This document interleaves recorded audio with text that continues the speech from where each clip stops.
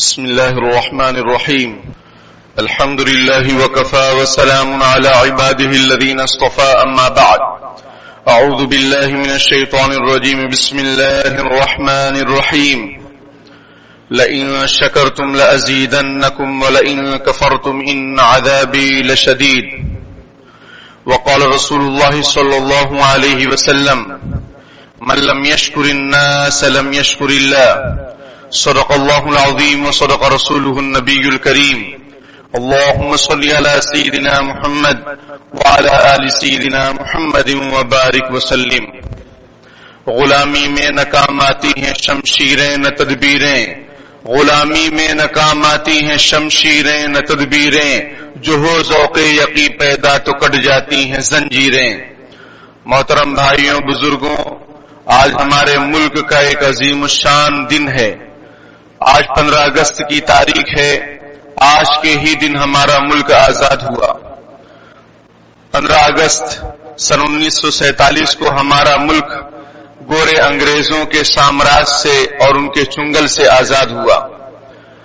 آج کی تاریخ بھی 15 اگست ہے، جمعہ کا دن ہے 2025. 15 اگست 1947 بھی جمعہ کا دن تھا. یہ حسن اتفاق ہے کہ آج بھی وہی دن وہی تاریخ اور آزادی کے دن بھی وہی تاریخ اور وہی دن جمعہ کا دن، مبارک بابرکت دن.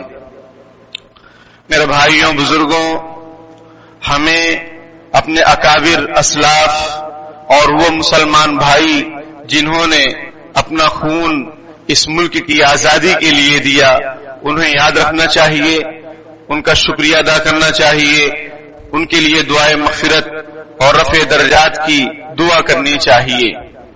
اور ہم اپنی نئی نسل کو بھی اس تاریخ سے آگاہ رکھیں، ان کو باخبر کریں. عام طور پر یہ دیکھا جاتا ہے کہ 15 اگست کے دن جھنڈا بندھن پرزور طریقے سے ہوتا ہے، لیکن آزادی ہند کی تاریخ کو اچھے انداز میں، صحیح انداز میں پیش نہیں کیا جاتا ہے، جس کی وجہ سے ہم لوگ یہ سمجھتے ہیں کہ آزادی کی جو شروعات ہوئی ہے وہ 1857 سے ہوئی ہے، اور آزادی کے جو ہیرو ہیں وہ مہاتما گاندھی ہیں، سبھاش چندر بوس ہیں، بھگت سنگھ ہیں، وغیرہ وغیرہ ہیں، اور ایک آدھ دو مسلمانوں کے نام اشفاق اللہ خان اور مولانا ابوالکلام آزاد. اور دھیرے دھیرے ان کی بھی تصویریں بینر سے اور پوسٹر سے کنارے کر دی جا رہی ہیں. میرے بھائیوں، ہمیں دوسروں سے گلہ نہیں ہے جتنا اپنوں سے گلہ ہونا چاہیے. ہم دوسروں کی کیا شکایت کریں، وہ تو اپنے ہی پوروجوں کو آگے کریں گے. وہ 1857 کا ذکر اس لیے کرتے ہیں کیونکہ 5000 اس میں غیر مسلم یعنی ہمارے ہندو بھائی برادران وطن بھی اس کے اندر جنگ آزادی میں شہید ہوئے، ورنہ وہ پورا مجمع تو 29,000 کا تھا. جو 1857 میں جو جنگ لڑی گئی ہے انگریزوں کے خلاف، اس کی جو تعداد تھی وہ 29,000 کی تھی. 24,000 صرف مسلمانوں کی تعداد تھی اور 5,000 غیر مسلم حضرات کی تعداد تھی. چونکہ ایک حصہ، ایک ایسا تصور اور ایسی تاریخ برادران وطن کے یہاں نہیں ملتی ہے، کم ملتی ہے، اور جو ملتی ہے وہ دیو مالائی قسم کی ہے کہ انہوں نے اس دیش کے لیے خون دیا ہو اور اس دیش کی آزادی کے لیے جو قربانیاں مسلمانوں نے دی ہیں وہ کسی اور قوم نے نہیں دی ہے.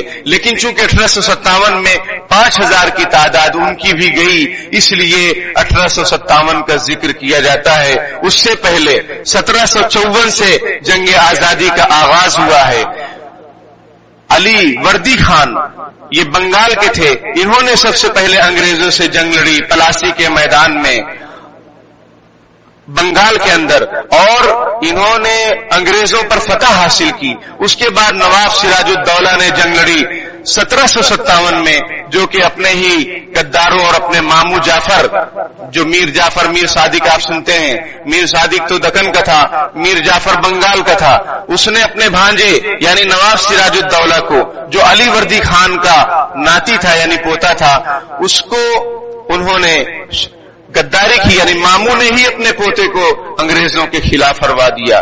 تو یہ جنگ آزادی کا جو سلسلہ ہے وہ 1754 سے ہے، 1857 سے نہیں ہے. اور چونکہ اس دوران جو بھی جنگیں ہوئی، چاہے وہ حیدر علی کی ہو یا شہید ٹیپو سلطان کی ہو، اور مولانا شاہ عبد العزیز محدث دہلوی رحمۃ اللہ علیہ نے 1803 کے اندر تو یہ فتویٰ دیا کہ یہ ملک بھارت ہندوستان یہ دارالحرب بن چکا ہے، یعنی اب یہ ملک دارالامن نہیں ہے، یہاں جنگ کے حالات ہیں. تو اب ہر مسلمان پر یہ فرض ہے کہ وہ اپنے دیش کو، اپنے ملک کو انگریزوں کے چنگل سے آزاد کرائے. کیونکہ 1799 میں جب ٹیپو شہید ہو گئے، سلطان ٹیپو شہید ہو گئے، تو انگریز نے کہا کہ اب یہ ملک ہمارا ہے. تو 1803 میں شاہ عبد العزیز محدث دہلوی رحمۃ اللہ علیہ نے یہ فتویٰ دیا کہ اب انگریزوں کے خلاف جنگ لڑنا یہ فرض ہے. اور یہ سلسلہ چلتا رہا. کب تک چلتا رہا؟ 1857 تک چلتا رہا. 1857 سے بھی جو ہے پھر مل جل کر برادران وطن کو بھی لیا گیا اور جنگ آزادی کی تحریک شروع کی گئی. اور یہاں تک کہ پھر دارالعلوم دیوبند کی بنیاد 1866 میں رکھی گئی. اس کا مقصد یہ تھا کہ یہاں آزادی کے جیالے پیدا ہوں جو ملک ملت کے لیے اپنی جان، تن، من، دھن سب قربان کر دیں. اور یہ ہو کر ہوا. اور یہ پوری دنیا نے دیکھا کہ پہلا شاگرد، پہلا اسٹوڈنٹ، پہلا طالب علم دارالعلوم دیوبند کا جو استاد پہلے ملا محمود اور پہلا شاگرد مولانا محمود حسن دیوبندی رحمۃ اللہ علیہ، انار کے درخت کے نیچے سے پڑھائی شروع ہوئی. اور اس کا مقصد یہ تھا اس دارالعلوم کی بنیاد کا کہ یہاں سے آزادی کے جیالے پیدا ہوں گے. تو مولانا محمود حسن دیوبندی رحمۃ اللہ علیہ نے تحریک ریشمی رومال قائم کی کہ ملک جو ہے انگریزوں کے سامراج سے آزاد ہو، ترکی والوں سے تعلقات قائم کیے جائیں اور مل جل کر مسلمان ایک متحدہ پلیٹ فارم پہ آ کر جو دوسرے بھی ممالک ہیں مسلم، ان سے مل جل کر بھارت کے مسلمان اور بھارت کی جو انسان ہے جو کوئی بھی ہو سب کو آزادی دلائی جائے. کیونکہ اسلام ایک ایسا دین اور مذہب ہے جو بنیادی طور پر عقیدے کے طور پر یہ تصور دیتا ہے کہ کسی انسان کا غلام بنانا صحیح نہیں ہے. اللہ نے ہر انسان کو آزاد پیدا کیا ہے. کوئی کون ہوتا ہے کوئی کہ وہ کسی کو غلام بنا لے. لیکن بھارت کے اندر مسلمانوں کی آمد سے پہلے یہاں پر عجیب طریقے سے نسل پرستی، فرقہ پرستی، ذات پات، چھوت چھات کا بہت زیادہ رواج تھا. لیکن مسلمانوں کی 800 سالہ حکومت نے ان تمام بھید بھاؤ کو ختم کرنے کی کوشش کی اور ایک شاندار حکومت کر کے دکھلائی، امن و انصاف قائم کر کے دکھلایا. 800 سالہ مسلمانوں کی حکومت میں کوئی تحریک ایسی نہیں پنپی جو مسلمانوں کے خلاف ہو اور حکومت کے خلاف ہو. اور اس کے بعد پھر انگریزوں کا دور آیا. انگریز آئے اس ملک میں اور انہوں نے ڈیوائیڈ اینڈ رول کی پالیسی اختیار کی اور مسلمانوں اور غیر مسلموں کے راجاؤں میں لڑانا شروع کیا اور اپنی حکومت شروع کی. تو ہندو مؤرخ لکھتا ہے کہ مسلمانوں کا جو دور حکومت تھا اس وقت ہندوستان جنت تھا، اور جب سے انگریزوں کا دور حکومت آیا ہے یہ ہندوستان جہنم بن گیا ہے. یہ غیر مسلموں نے لکھا ہے. تو بہرحال میرے بھائیوں، یہ آزادی جو ہمیں نصیب ہوئی ہے بڑی قربانیوں کے بعد نصیب ہوئی ہے. لیکن اس میں سب سے زیادہ جو قربانی دی گئی ہے جس قوم نے دی ہے وہ مسلمان قوم نے دی ہے. تقریباً 105 سال تک یہ مسلمانوں کے ہی حصے میں رہا کہ ان لوگوں نے ہی انگریزوں کے خلاف محض آرائی کی اور انگریزوں کو بھگانے کی کوشش کی. پھر 1857 کے بعد سے مل جل کر بھارت کی آزادی کے لیے سب نے کوششیں کی. سبھی کا خون ہے شامل یہاں کی مٹی میں. کسی کے باپ کا ہندوستان نہیں، یہ ہمارا کہنا ہے اور ہمارے شاعروں کا یہ کہنا ہے. لیکن یہ کہ کوئی یہ کہے کہ بھائی تمہارا کوئی حصہ نہیں ہے، تم باہر کے ہو، تم چلے جاؤ، ایسا ویسا، تو یہ سب بکواس کی باتیں ہیں. اس پر کوئی توجہ نہیں دی جائے گی. ہم اس ملک میں عزت اور امن و شانتی کے ساتھ رہتے آئے ہیں اور رہیں گے. اور جن لوگوں نے بھی یہاں پر اور اس دھرتی پر اور پوری دنیا پر جن لوگوں نے لوگوں کو غلام بنانے کی کوشش کی، اسلام نے اس کی مخالفت کی ہے، نبیوں نے اس کی مخالفت کی ہے. حضرت موسیٰ علیہ السلام کو کیوں بھیجا گیا فرعون کے پاس کہ بھائی بنی اسرائیل کو ہمارے ساتھ جانے دو، تم ظلم کرتے ہو. ان کو ظلم سے نجات دلانے کے لیے اللہ پاک نے حضرت موسیٰ اور حضرت ہارون علیہ السلام کو بھیجا. ہمارے نبی اکرم صلی اللہ علیہ وسلم کو مبعوث فرمایا، نبی آخر الزمان آئے، مکے کی حالت وہی تھی اور پوری دنیا کی حالت وہی تھی کہ جو طاقتور ہوتے تھے وہ کمزوروں پر ظلم کرتے تھے۔ نبی اکرم صلی اللہ علیہ وسلم نے یہ تصور دیا۔ اس سے پہلے میں آپ کو ایک مثال سے سمجھاتا ہوں کہ زو جو ہوتا ہے، زو یعنی چڑیا گھر، وہاں پر مختلف قسم کے جانور ہوتے ہیں اور ان کی بہت دیکھ ریکھ ہوتی ہے، بہت زیادہ دیکھ ریکھ، ہریالی ہر قسم کی، کھانا پینا ہر قسم کا، اور گھاس پھوس اور دانے ہر قسم کے، ان کے نگہداشت کے لیے ڈاکٹر، ان کی حفاظت کے لیے طرح طرح کی مشینیں، طرح طرح کے لوگ، بہت ہر قسم کے لوگ ہوتے ہیں اور بہت آزادی کے ساتھ ان کو، آزادی یعنی بہت خوشحالی کے ساتھ زو سینٹر میں ان کو رکھا جاتا ہے۔ سمجھ میں آئی بات؟ اور جنگل میں جو جانور ہوتے ہیں ان کی کوئی دیکھ ریکھ نہیں ہوتی ہے، اگر وہ بیمار ہو جائے کوئی ان کو پوچھنے والا نہیں، لیکن زو کے اندر اگر کوئی جانور یا پرندہ بیمار ہو جائے اس کا باقاعدہ علاج کیا جاتا ہے، کھانے پینے کا بہت اچھا دھیان رکھا جاتا ہے۔ لیکن میں آپ سے پوچھتا ہوں کہ آپ ان کو اگر زبان دے دو، ان پرندوں کو، ان جانوروں کو، اور پوچھو تم کیا چاہتے ہو، تو یہ کہیں گے کہ ہم کو آزادی چاہیے۔ پرندے کی فریاد علامہ اقبال رحمۃ اللہ علیہ نے اپنے اشعار میں بیان فرمائی ہے۔ اس میں ایک شعر یہ ہے کہ آزادیاں کہاں وہ اپنے گھونسلے کی، اپنی خوشی سے آنا، اپنی خوشی سے جانا۔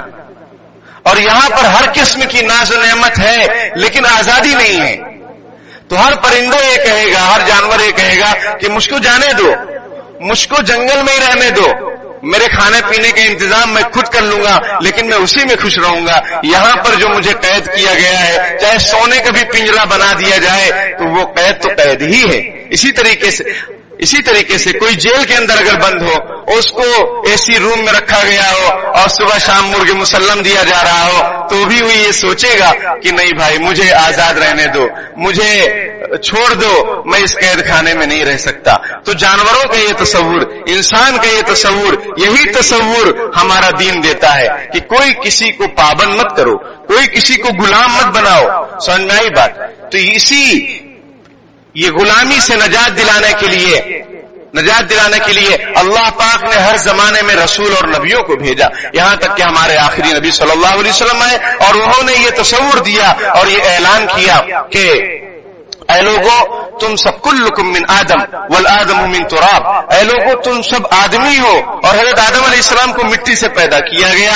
لا فضل لعربی علی عجمی ولا لعجمی علی عربی ولا لابیض علی اسود ولا لاسود علی ابیض، او کما قال علیہ الصلوۃ والسلام۔ لمبی حدیث ہے، حضور فرماتے ہیں کسی گورے کو کسی کالے پر، کسی کالے کو کسی گورے پر، کسی عربی کو کسی عجمی پر، عجمی یعنی عرب کے علاوہ جو لوگ ہیں ان کو عجمی کہا جاتا ہے، اور کسی عجمی کو کسی عربی پر کوئی فضیلت نہیں الا بالتقوی۔ ہاں اگر کوئی متقی پرہیزگار ہے، بھائی مائک سیٹ کرو، ہاں اگر کوئی متقی پرہیزگار ہے، تقوی کی بنیاد پر فضیلت حاصل ہوگی۔ رنگ، نسل، ذات پاس کا کوئی اعتبار نہیں ہے، اعتبار ہے تو تقوی کا ہے۔ کوئی ایک آدمی بہت غریب سا غریب، سمجھ میں آئی بات؟ جیسے ہمارے پی ایم بھی کہتے ہیں کہ میں تو بہت غریب کا بچہ ہوں اور پی ایم بن گیا، تو دیکھو پی ایم بن گئے اس ملک میں، اور دلت سماج کی ایک خاتون راشٹر، یعنی وہ سمجھیے کہ کیا ہو گئی، وہ راشٹرپتی تو نہیں کہیں گے اس کو، کیا کہیں گے، صدر بن گئی دلت سماج کی۔ تو کسی کو کسی پر کوئی فضیلت نہیں، اگر فضیلت